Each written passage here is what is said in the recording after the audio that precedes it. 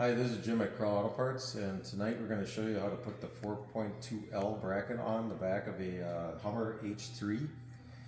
This bracket fits the Hummer H3, H2, and it also fits the Trailblazer, Colorado, Envoy, Ranier, Bravada, and Isuzu that are running with the 2.8, 2.9, 3.5, 3.7 or 4.2L engine. It fits all of these. It's for the back bolt for your exhaust manifold. We got a cutaway cylinder head here that we're going to show you first because it's kind of hard to get back there to show you the back of the head on this vehicle. So we do have a cutaway cylinder head, and here's the cutaway. This would be the back of the head sitting in the vehicle. So here's you got the back, passenger side exhaust manifold goes on here.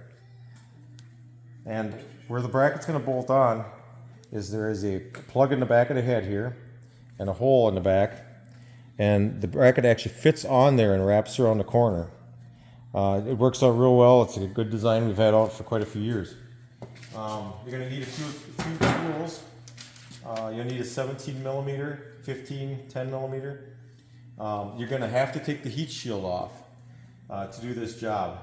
And the heat shield will have to be modified slightly on the back. We have the shield off here for you ahead of time just to show you.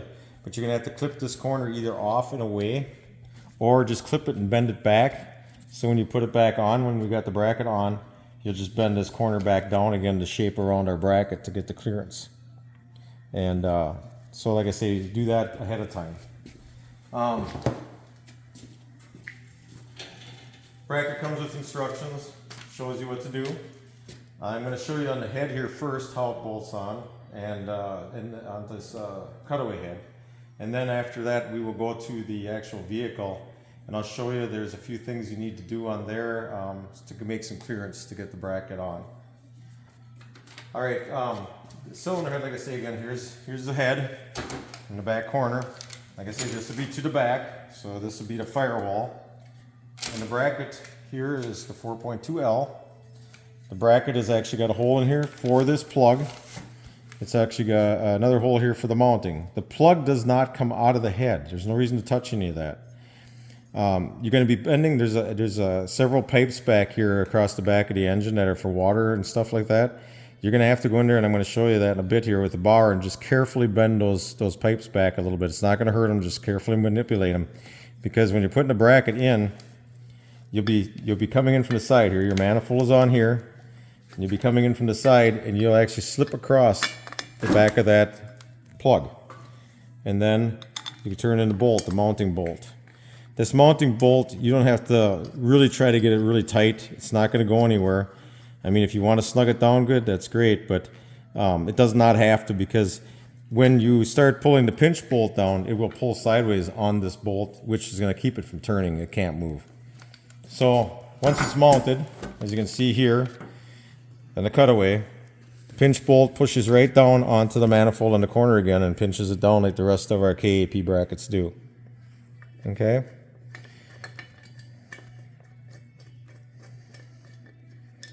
So before you put it on, make sure you got the pinch turned all the way back, obviously. The part is gusseted. It's very strong. It's not going to go anywhere. We got information on the instruction sheet that'll tell you how many foot-pounds of torque to pull, and on both sides you got a picture on one side, and on the other side you got the actual torque specs are on here. So now we're going to go to the actual vehicle, and I'm going to show you what you need to do to get this bracket in behind that engine. Okay, we're at the engine bay here now in this 4.2L, and I'm going to show you some of the things you're going to have to do to get there. I have removed the heat shield already on this, but I just put back together. You got the air intake hose, remove that to get some room. Also the tranny dipstick tube. You want to take the 10 millimeter off and pull the tube out of the transmission. Of course, make sure you got a pan underneath there in case you lose a little tranny fluid. Get that out of the way. And then what I want you to look for, actually, before you go any further with this is an EGR valve tube cover on the passenger side of this 4.2. If they've got that EGR valve pipe on here instead of the cover, there's going to be a pipe and some mechanism on here for the evap. If it's got that, make sure you please call us before you actually order this part. I'm going to have to do some explaining to you there further with how to install that if it's got this piping business that bolts on here. This one does not have it. It's got a cover. All the inline engines have that option. And if it's got that option where it's there, please call us, okay, before ordering. Okay, anyway, then once you got the dipstick tube out, there is on the back of the engine on most of these a pipe that runs around for your water, for your heater core. I'm going to show you what you have to do here on the back of the engine. There is a pipe.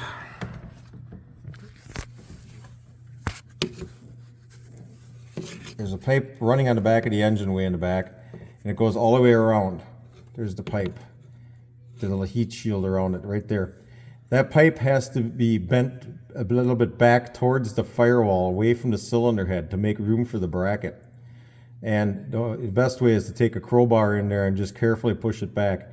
You're not going to hurt it. It's very flexible, so not a problem, just giving it the room to push it back away from the head about maybe a 1/4 inch. So I hope it will show it to you as good as we can here. It's very tight back there. So, okay. Then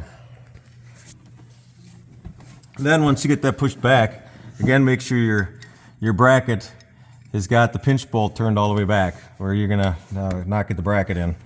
And we'll go back down in here. And I know it's hard to see this. We're gonna do the best we can here. But the bracket, like I say, has to slip over that plug that's in the back of the head, which it already just did. It did fall into place. And also make sure you don't get your wires pinched here. There's a temperature sensor here. And anyway, you get the bracket over that plug, which it holds it in place very nicely for you. Put your one bolt in back here, and like I said, you don't have to get it ridiculously tight. Just pull it down snug. Tighten your pinch bolt here down to the torque spec in the information sheet. And you can even pull it probably a little bit above that, but first off, I'd pull it about that tight and maybe go back later and give it another tug after a few days. And that basically literally is the installation of this bracket.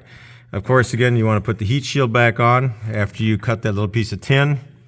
Put everything back together. Make sure you check if you lost any tranny fluid, that you recheck your tranny fluid level. And again, like I say, it wouldn't hurt after maybe a week or 2 weeks or whatever, just to recheck that pinch bolt, pull it back to torque spec and see if to make sure it stays. Again, this is Jim at Crawl Auto Parts, 4.2L bracket. If you got any questions, please call us. And our parts are all U.S. made. And if you got technical questions, please call us. We are mechanics. Thanks again. We do at Crawl Auto Parts make other bolt repair kits for these 4.2L engines or any of the inline 4, 5, and 6 cylinders. The bolts that we do repair are the middle bolts also. If you need a kit for one of those, though, please contact us directly, because there is some information we're going to need from you. Thanks again from Crawl Auto Parts.